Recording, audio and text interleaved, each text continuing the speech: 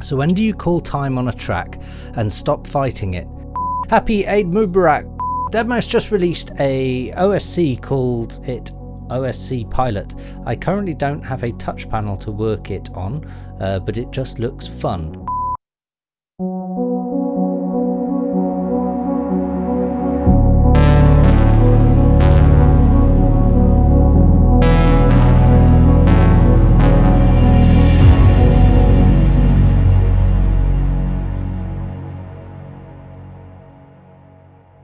Hey guys, welcome to the Kane audio vlog. It is Friday. It's time for another Ask Me Anything. Usual rules apply. Comment anything you want below this video and I'll get back to you in next week's video. Before I look at last week's video, there is definitely some house admin. First of all, I'm filming this on a Thursday as I have been the last few weeks, so I could be wrong, but technically speaking, by the time this video goes out, you should be able to pre-order my album on iTunes, and with that you should get the first track released today called Open Windows. I hope. Otherwise I screwed up somewhere along the lines. I will more than likely drop a link below this video. Otherwise, the Kickstarter people will be getting their whole album soon enough, so fear not. And then eventually it'll be out in, well, the actual release date is like 5 weeks away, so we're getting there. We are getting there. We're getting to the point of an actual countdown to the release now, which is exciting stuff. Aside from my album, I have updated the Spotify playlist, so feel free to check that out. Again, it'll be in the 5302 link below. And then lastly, apologies, I am sweating at the minute. It's been a really hot day and I've actually just been out for a couple of hours, so everything in here has been locked up and closed and the sun's shining on it for the last couple of hours, so I've just come to record this AMA and it is roasting in here, so apologies for that. I think that is it for house admin. I did have a very quick look this morning, I think, at last week's video to see if there even were any comments, and there's really only a couple, so I don't think this is going to last very long. So starting at the top, Andrew Hollis, Stone, high five. Hope things aren't too bad in the reimposed local lockdown. Yeah, so here in Manchester we have been given another lockdown. I don't think it's a particularly serious one necessarily.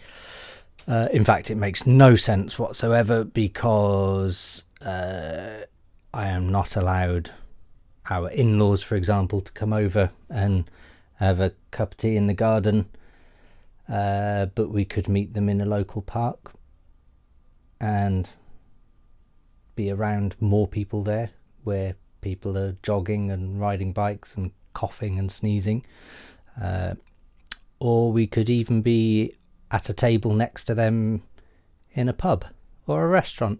But of course our garden is off limits. Makes no sense, but there we go.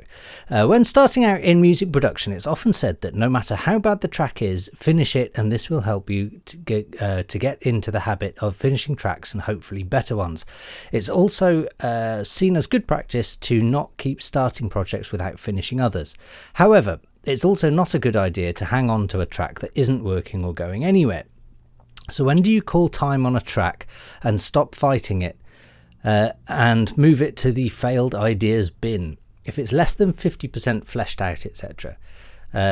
I have recently been in a situation where I'm happy with 80% of a track and something just isn't quite right, and I'm conflicted about moving it aside as it goes against the you must finish it ideal. That's a good question.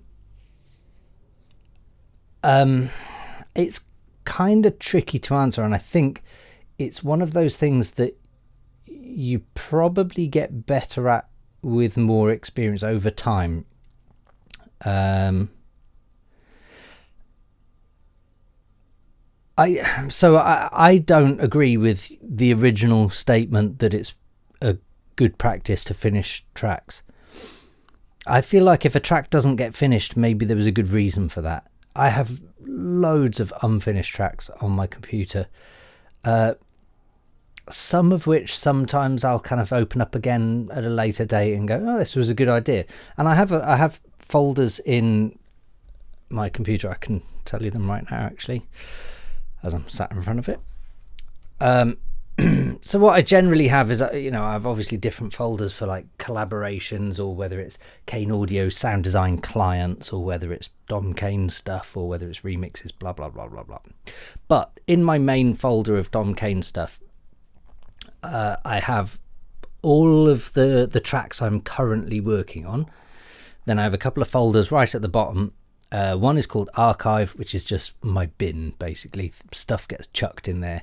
And I sometimes, if I'm really struggling for ideas, or if I remember I had an idea and I couldn't quite put my finger on it, I'll dive into the archive. But it's essentially a bin that doesn't really ever get touched. I also have then another obvious folder called Published, which is all of my published stuff, so stuff that's been released or used in one way or another, whether that be for synchronization or publishing or library or loops or record labels or whatever, just stuff that I'm no longer either the owner of the copyright of or no longer able to make changes to or whatever, just in case. And then finally, I have a folder called Keep for Writing. It kind of self-explanatory, really. It's a folder of maybe ideas, usually musical ideas, where I liked it, but it wasn't going anywhere at the time. And I think those are kind of what you're talking about, where you're saying you're 80% done. For me, these are literally just a musical idea. Maybe let's say, for example, I'm playing with a synth and I come up with some chords, start playing these chords, and I think to myself, that's a really nice chord progression and it sounds lovely on this synth. And then I try throwing in some drums. We've all been there. We then throw down some drums and we're like, oh no, that doesn't work. Maybe try this, maybe change this bass line and change it, and you think, no, that doesn't work either. But the chord progression is solid. You're just not there with anything else. So you're sort of really, rather than your 80%, we're looking at, say, 20-30%, something like that, done. With those sorts of tracks, those are my sort of keep for writing, basically, and I'll open them up again a few days, maybe a week or maybe a couple of weeks later, and I'll really then judge it. So it'll stay in my sort of draft ideas folder for a while, for a week or two. And if I just find I'm not getting anywhere with it, but I definitely like the structure or the sound or something, it could just be the sound design of something that I like, then I'll keep it in that keep for writing folder.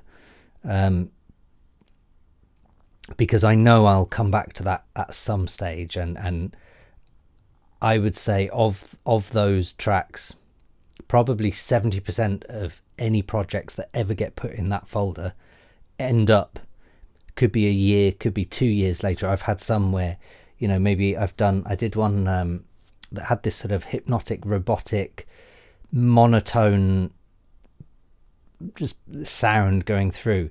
And I think I wrote it at like 90 BPM. It was just really, really digital sounding, and it was just weird and kind of almost futuristic. And I had this thing written for, it was probably sat in that folder for at least 2 years before somebody approached me saying, have you got something that sounds a bit weird and a bit monotonous and futuristic for a game they were developing? And it's that sort of instance where I go, actually, yeah, I have. This is the exact track I was thinking of. So finishing tracks, I could have tried to finish that track, but without that brief, without that knowing exactly where this track needed to sit, it was nigh on impossible to get finished, because it wasn't a genre, it wasn't a style that I was familiar with. It's not really a style known to man. It was just a thing. It's hard to explain, but the point being is that I couldn't have finished it without knowing, oh, this is for a computer game that needs it to sound futuristic, and it needs to be stripped back in this part, or it needs to be whatever, and you can fix to a brief then. So I kind of disagree with the statement at the beginning where, no matter how bad a track is, finish it, and this will help you get into a habit of finishing tracks. I would say don't waste your time on finishing tracks that probably don't want to be finished. The other thing I want to say as well, which I think is really important in advice for anyone, especially at the beginning of your career, or at the beginning of your learning the industry or production techniques. Not everything you do has to go anywhere. And I know we all write music with a label in mind, or with a nightclub in mind, or a DJ in mind, or whatever. There's something in mind that, a film or whatever. We always have something in our mind that we think this will be perfect for that moment. It doesn't ever have to be that thing, especially at the beginning of your career in music. It doesn't have to be finished. It doesn't have to be released on a label. I've always quite openly pointed out that I probably finish 1 in 10 tracks that I start, and of those tracks that I finish, I probably send 1 in 10 of those to a record label. So it's technically 1 in 100 tracks that I write end up getting released, because I only want it to be my best work that gets released, and I hope that as time goes by, my releases get better and better. I hope, or they certainly do to me, and that's really what counts. So in terms of when do you call time on a track and stop fighting it, for me, fairly early. If I'm not getting in the zone, if I'm not just really getting into the flow of, right, I know exactly what this needs. There are tracks that I sometimes do, like Stoic is a good example. That kind of ended up being 2 tracks squashed together, and I knew it was always going to be like that because of the chord structure and the way it all worked. The chord progression is an awkward one, because I slip outside of a scale, but it also makes for better parts elsewhere in the track. And I wrote that on its own, and then I wrote the rest of the track elsewhere and sort of glued them together. But that must have taken like 7 or 8 different attempts, different occasions, maybe 7 or 8 months apart, for it to work, where I knew that Stoic was going to become a track one day from the chord progression. I knew it was going to happen, and I knew it was going to be my next EP or whatever.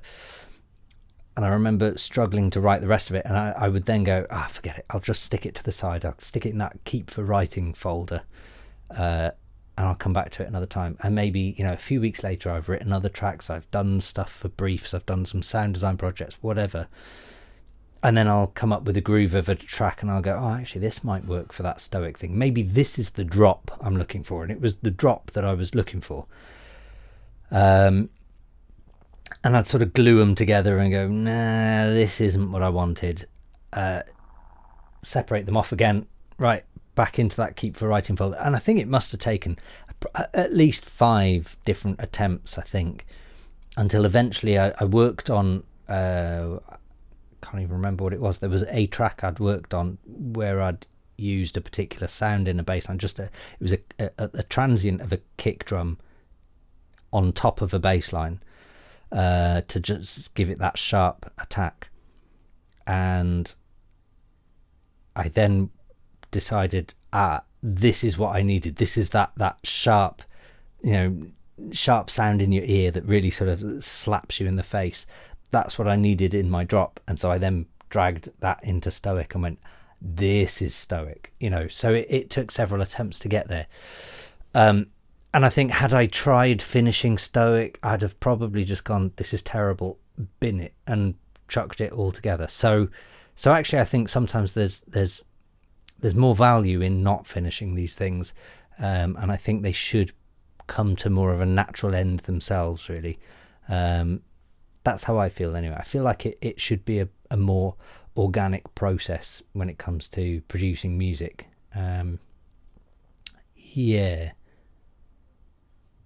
So there we go. I don't think it's a difficult one to judge, and like I say, I think the more you develop your own skills, the more you also develop an ear for going, enough's enough, right, I'll put this one to the side. And I think it depends on how passionate you are about the melody or the chord structure or the sound design or the drum groove or whatever.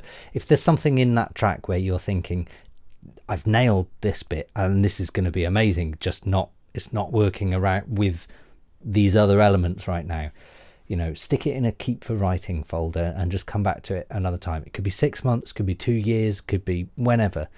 But you'll know when that time is. Something will come up and you'll go, oh, I've got this idea, so I think that's worth doing. I don't think it's worth sweating over tracks, but I think where your example, you're saying you're 80% done with a track, it's kind of tricky. I guess it depends on what you're struggling with. If you're struggling with maybe the arrangement, there are ways, I've mentioned in these videos before, there are ways of kind of cheating with that, where you just grab someone else's track that you think has a great arrangement, and then draw empty MIDI bits underneath it and name them, verse, chorus, middle eight, bridge, drop, breakdown, whatever, and then mute that channel, and you can copy paste that structure basically, and then cut your track up into the same section, so you've got verse, chorus, bridge, middle eight, whatever I said, drop, breakdown, and then you're building on the same structure. There are ways of doing things like that. I guess it depends on what because to me, a track that's 80% done has got all the sound design, all the elements, it just needs arranging out. Whereas for some people, they kind of arrange as they go, and the arrangement gets done first maybe, and so they're stuck with sound design. So I guess it depends on that. Feel free to comment below and tell me where it is you're struggling, because I feel like 80%, you're so close. There should be light at the end of the tunnel there. But maybe it's just a development thing. Maybe, give it 6 months, a year, and you might be getting to 90-95%, and maybe 99%, and then you're there. Not your human. Happy Eid Mubarak to you, Dom. Deadmau5 just released a OSC, called it OSC Pilot. I currently don't have a touch panel to work it on, but it just looks fun. I think I heard something somewhere. I might have seen something on Twitter, maybe. I don't know. I'm not sure I even follow Deadmau5 on Twitter, to be honest, but I'm sure someone mentioned it. I think, if I remember rightly, it's an OSC thing, so it's like Oscillator, which was great, and I used to use that, but I don't do any live shows, so I don't know. Maybe I should probably look into it. But yeah, let me know if it's any good. And that's that. We've got Yanis Lukmelis, Stone, high five, and Mr. Work, Stone, high five. And that is it, my friends. Where are we? 20 minutes in, so it has been short and sweet this week, which is probably good because I'm so hot. I'm just sweating here. Thank you very much for watching this much into the video. Like I say, please do share, like, subscribe, comment, get involved. Obviously I don't want you spamming people, but if you know forums or groups or whatever where you think music producers will find some of these interesting or helpful or whatever, then please do share these videos, because the more questions we get, the longer these videos go on. Aside from that, I hope you all have a good weekend. It's scheduled to be a scorcher of a day tomorrow, which is release day of this video for you, so I hope you're all staying cool and hydrated. I'll see you next week. Cheers.